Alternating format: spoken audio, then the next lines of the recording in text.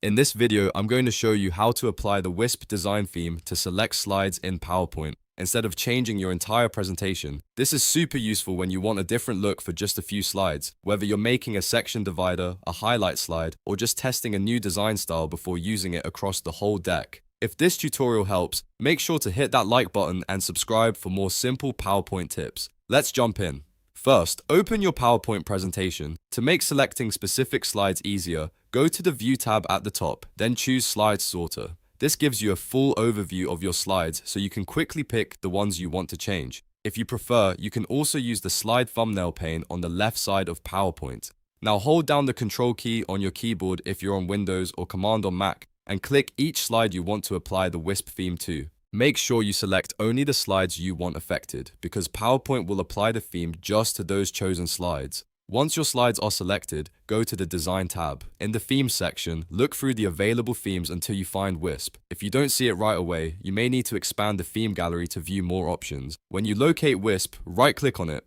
After right-clicking the Wisp theme, a menu will appear. From that menu, click Apply to selected slides. This is the key step that makes PowerPoint apply the theme only to the slides you highlighted, rather than changing the whole presentation.